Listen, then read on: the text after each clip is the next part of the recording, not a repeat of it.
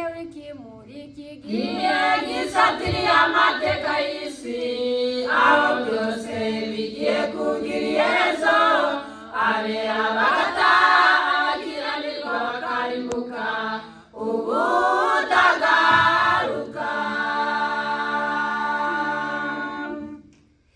Hagenewe iki muri iki gihe gisatiriye amateka y'isi, aho byose bigiye kugira iherezo, abera bagataha abakiranirwa bakarimbuka ubutagaruka.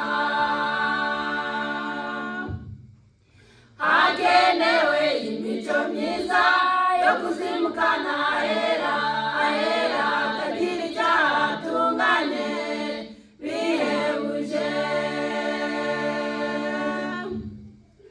Hagenewe imico myiza yo kuzimukana ahera, ahera hatagira icyaha hatunganye bihebuje.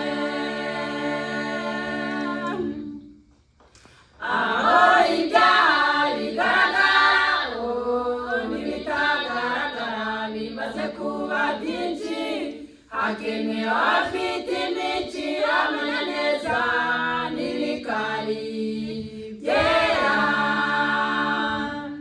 Nta jari nta nzika n'amande, ahubwo hari abagirana imico y'ubupfura, kuko Yobu yavuze ati kugeza ubwo nzapfa sinzikuraho kuba inyangamugayo.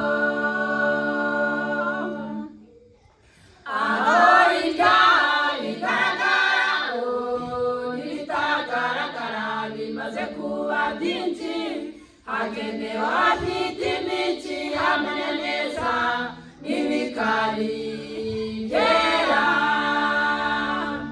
Nta jari nta nzika n'amande, ahubwo hari abagirana imico y'ubupfura, kuko Yobu yavuze ati kugeza ubwo nzapfa sinzikuraho kuba inyangamugayo. Hagenewe imico myiza yo kuzimukana ahera, ahera hatagira icyaha hatunganye bihebuje. Hagenewe imico myiza yo kuzimukana ahera, ahera hatagira icyaha hatunganye bihebuje. Imico ikenewe ni yayindi itagira ikizinga, abantu umugayo mu maso y'Imana n'abantu, niyo tugomba gushaka abagenzi kuruta ibindi byose. Imico ikenewe ni yayindi itagira ikizinga, abantu umugayo mu maso y'Imana n'abantu, niyo tugomba gushaka abagenzi kuruta ibindi byose. Hagenewe imico myiza yo kuzimukana ahera, ahera